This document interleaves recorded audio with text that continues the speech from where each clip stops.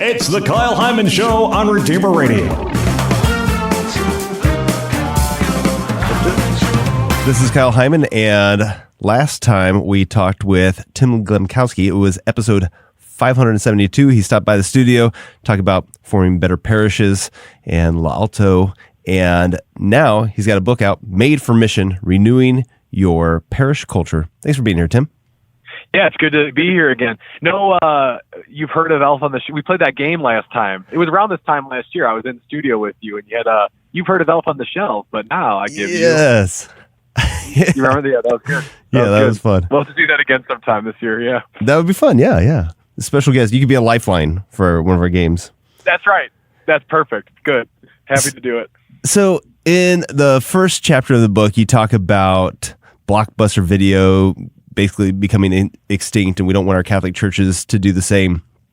And I was thinking about that in the context of, we've been promised that the gates of hell would not prevail against the church. Do you really think that we need to worry about the Catholic Church going the way of Blockbuster Video? Sure, yeah, there's probably a degree of hyperbole in there. I think it's a good example. What that example shows is what it was beaten by was a competitor, Netflix, which was a complete culture shift. More than just a better mousetrap. What Netflix had was a completely different way of doing things. And that's really the cultural moment we're in is, as a church, we're navigating, like, the real issue is not just, how can we be a little bit more effective at our ministry, but it's really kind of where we're switching from this Christendom church and Christendom era to an increasingly secularized culture. And the question for us as parishes is how do we operate kind of in a new apostolic age so that we're proposing the gospel and not just presupposing it for the people that we encounter. So no, I don't think the gates of hell will ever prevail against the church, but that doesn't mean that her mission here in the United States won't be significantly diminished. And the statistics are bearing out that reality is already happening. As a percentage of the population in the United States over the last period of time, I mean, Catholics have been surpassed as the largest religious body in the country by nuns, those who profess no religious affiliation, and has flipped from 24% of the total population to 21% in just like a handful of years. So we're seeing this precipitous decline already happen statistically. So what is the mission of the parish? Yeah, for me, it's the mission of the church. I don't think that the mission of the parish and the mission of the church are any different. And Sure. If you go back to the biblical idea, right, it's like Jesus comes and he says to his apostles, it's better for you that I go, because if I don't go, the Holy Spirit's not going to come to you. And the Holy Spirit at Pentecost falls and births the church. And the whole idea here is like, I've thought so many times, like, man, it'd be so great if Jesus was just still walking around today. Like, it'd be so much easier to believe if he was just out there doing miracles. But for some strange reason, Jesus thinks it's actually a more effective evangelization tool to send the church so that the gospel can be proclaimed in every place and in every time, every era, every season of the world. He thinks that's better. It's better for you that I go. And so, if that's the mission of the church, I think what happens sometimes for us as parishes is we became kind of country clubs for just engaged Catholics. It's like, oh, this is where you go. You have the Moose Lodge, and then you got this one if you grew up Polish, like this one's the Catholic. And I think we've kind of operated that way without realizing it. Like, that's become the culture of our parishes, even if we didn't mean for it to be. And so now I think we have to get back to, like, kind of remember that core identity of what the church is supposed to be and reflect that in our parish cultures as well. Yeah, and some might say we just need to focus on the sacraments, and that is the purpose of the church. That's the purpose of the parish, is to give us the sacraments. Why are you suggesting that we need to be more than that? Or are you, I guess? Yeah, I think it's just from the church's theology. So in the Catechism, paragraph 1131, it says the sacraments are efficacious signs of grace instituted by Christ and entrusted to the church. They bear fruit in those who receive them with the required disposition. So the basic idea there, I remember always wondering this, like, growing up, I went to a Catholic high school. I went to a public school up to 8th grade in a Catholic high school. And I always kind of wondered, like, once I came to really believe in the real presence of Jesus, I looked back and it was like, wait, if this is real though, like, how did it just not change so many of my friends? Like, how did it not impact them more? And the reality is that the sacramental theology of the church actually says that the dispositions of those who approach the sacraments are, pretty much the efficacy of them, their ability to impact us depends on things like personal faith and openness to the reality of what's present. So, the church says the sacramental life, while it's the source and summit of our faith, it doesn't exhaust the entire. So the reality is if people who are in front of us aren't ready to receive the sacraments efficaciously, more is required of us as parishes to help them get ready. So it doesn't take away their crucial role, but it just doesn't exhaust all of our evangelizing activity either as parishes. So what percentage of parishes do you think are doing this well? I think it reflects a little bit to a degree. So I think there's about 15,000 parishes in the United States. And I know Matthew Kelly has talked about, the 4 signs of a dynamic Catholic. About 7% of Catholics kind of exhibit these 4 signs to some degree. I think an even smaller percentage of those 7% are disciples. I would say in terms of people who are really trying to figure this whole question out, I would say it probably reflects those statistics. There's those top early adopter, top performers who are really trying to wrestle with these questions and do it well. I think in terms of parishes that I would consider are like where they've actually made this culture change happen or are really significantly far along in reflecting it, I think the number is very low, if I'm being honest with you. And I don't mean to be negative, but I just think it takes a lot to change a parish culture. And I think there's maybe a dozen. I mean, I'm I don't mean to be crazy, but maybe there's 1,000 parishes in the United States that are really actively attempting to figure out the problem. And there's maybe a dozen that I would say those would be really great examples that could then turn to other people and say, this is what it looks like 10 years down the road. Just because people haven't been trying it that long. If we're being honest with you, we're kind of only just catching up because of these pain points about, the dipping donations and dipping attendance and aging population to really get serious about becoming missional as parishes. So yeah, I mean that's my own opinion. This isn't magisterial teaching, but yeah. So why do you think that number is so low? I know you say it's hard to change and people don't want to adopt change. Is there also this belief that we don't need to change, like we're doing the best that we can? Yeah, I think if we're being honest with you, a lot of people get overwhelmed by the prospect of change. They don't really know how. That's kind of why we wrote the book, was just to lay out hey, here's some of the simple steps you can take for how, because, even so I hear that a lot in priests is they go to, because really I think renewal is a top down prospect from the leadership down, but also a bottom up. It's like the two kind of meeting together. That grassroots movement meets this, the structural, renewal. And I think a lot of priests, they go to their priest convocation and the speaker comes in and tells them, this is where the church is going. We have to renew and change things. And then they get back to their parish and they're like, yeah, but I mean, have you seen my to-do list today? We're just trying to survive out here. And so I think that culture of scarcity that's slipped into our mentality sometimes because we've set up models that are not, where maintenance is all that seems possible. I think it becomes very hard to conceive of stepping back from the whole project and saying, yeah, we're going to figure this out, because there is resistance. I do think there's just some, legitimate complacency sometimes too, where it's like, well, for the most part, people are still here, sometimes, and it's not great, but it is what it is. And, what can you do?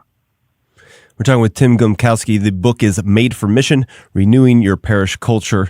And what are some of the things that you've seen work well, or what are some of the things you'd like to see parishes implement to improve the culture? Yeah, so those are the structure of the book is basically I have 3 chapters kind of laying out the initial vision. Here's kind of helping to frame the conversation. And then the rest of the book is here's what we see are the 4 keys to actually start to implement a cultural change. And culture change is going to take maybe 5 years, 10 years to really get to a place where you're starting to see an impact. But our prospect is the culture of parishes change when the hearts of people change. Culture isn't this amorphous concept. It's the sum total of the attitudes and opinions of the people who are present in that parish community. So when we change hearts, when we help people to see a new horizon, to really fall in love with the Lord, and then out of that love want to grow as a disciple and then be sent on mission, that's really how you start to, when you start to grow the number of people in a parish who see the Christian life that way, you start to see that change over time in those attitudes. So we say, you need to be able to cast vision, communicate clearly, where we are and where we want to go, build a clear path to discipleship. If the mission of the church is to form disciples, boy, you got to know how. No business in the world you'd be like, we make great computers, that's our, and you're like, well, how do you do that? And they're like, we have no idea. In most parishes, if you ask them, well, how do you form disciples? They'd be like, I don't know. We have good programs. Right. So it's you need a clear, simple path to discipleship. You need to be able to mobilize leaders so that a renewal effort is sustainable over time and multiple levels of leadership are being formed to be part of the effort. And then, the last one I think is really crucial. A lot of what we do as parishes is not necessarily, is still kind of stuck in a maintenance model, even if that's not really who we're ministering to. So a great example is marriage prep, right? A lot of people come to our parishes for marriage prep, and they might not know Jesus. They're probably chances are they're living together, right? And often we're just like, great, here's the paperwork. You got to pay $1,000 for the church, and you got to go to this day retreat up at the diocese. We just kind of stamp their paper and move them along. instead of using that as a chance to say, how can we use this? Someone has come to us. How can we build a relationship with this person and, initiate them into the community and introduce them to the heart of the gospel so that they'll actually understand what the marital sacrament's all about. So I think aligning all of those things that we do as a parish with the simple mission to form disciple is a really crucial part of it too. So those are the 4 keys that we lay out in the book for starting to initiate a culture change. So some people are really excited about this. Some people are very intimidated by it. How much is this just reallocating resources that we already have that are being misused versus this is going to cost us more, either with money or time or number of volunteers getting involved? Like, how hard is it going to be to implement your suggestions? Yeah, so I just found a quote from 1997 from Archbishop Chaput here in Denver, and he said, we have to reevaluate every structure that we have as a diocese here in light of the mission of the church to form disciples. So for me, it's like, cost doesn't have to be any more. That was 1997, right? I mean, this was like, he was seeing this. I mean, this was the whole papacy of John Paul II was based on this idea, like this isn't a new idea. It's just now it's about like, let's do this. Let's actually do it, So to me, it doesn't have to cost more. Like we don't have to spend more total dollars, more total time, more total people and resources, but we do have to reallocate them. I think we're often wasting a lot of energies in areas that are not essential to the mission of the church. And I think we have to repurpose a lot of that for the sake of the core mission to form disciples. So I think over time, if we create these cultures in our parishes, I think it actually saves a lot of ministers from burnout, because there's other people who are participating in the mission with them. But it does take right now being disciplined about saying we're wasting a lot of time and energy here, and we need to be spending more of it here, which is going to be more of a fruitful direction. Even if that starts with small bamboo growth right now. Yeah. Any suggestions on some of that small bamboo growth, something that'd be easy to implement, first step that you might suggest? Yeah, I would say, let's say you're the pastor, right? Or you're a staff person, or you need to get a small group together who are praying and thinking through this together. Like God can do amazing things through a small group of leaders. So I'm a big fan of the Amazing Parish, which is, this is what they do, is they really teach a pastor to lead out of a team like this. And to really have, and I think that's a really foundational step for the pastor or for a group in the parish, but we can't do this alone. And really, what is required is a total conversion of our attitudes more than just doing 1 or 2 new things. And God, that's how he chooses to work in groups of people who are open to the Holy Spirit and what he might want to do. Like it's amazing. People, there's a Bill Gates quote, a classic Bill Gates quote on this, right? He said, people overestimate what they can do in a year and they underestimate what they can do in 10 years. And I think that's very true. We as parishes get so well, let's just do it all fast right now. And then when it doesn't work after a year, we're like, well, I guess this doesn't work. But it's like, no, but if we really commit as a team together, as a group, the long process of cultural renewal, it's amazing what can happen. I think that quote is so poignant for parishes. Yeah. All right. Well, you've got so much going on with L'Alto and the revived parishes that I've been hearing so much about. And then this book, where should we send people for more information, more resources, and to get a copy of the book? So our website is laltocatholic.com, LALTO Catholic.com. And then you'll see at the top there, Made for Mission. Just click that and you'll see a place where you can go read chapter 1 of the book for free. OSB is letting me do that, which is cool. And then there's a link there to go to Amazon too, then to get a copy of the book. Yeah, Revive Parishes, which is our new platform to train parish leaders that work, with some partners Dan Rogers and Edmundo Reyes on, is reviveparishes.com. So it would be a fun thing to check out too. And then if people have questions, my email is always open, right? I'm tim@laltocatholic.com, just our URL. And I'd love to hear what you think about the book, what you're wrestling with in your parish. I want to be a resource in so many ways too. I'm really passionate about watching the church go in this direction and want to help anybody who, kind of attempting it themselves. So those would all be good ways to get in touch with what we're doing. Or we have a contact form on our website too. All right, very cool. People should check it out. Again, Made for Mission, renewing your parish culture. Thank you so much, Tim. This is great information. Appreciate it. Thanks, Kyle. God bless.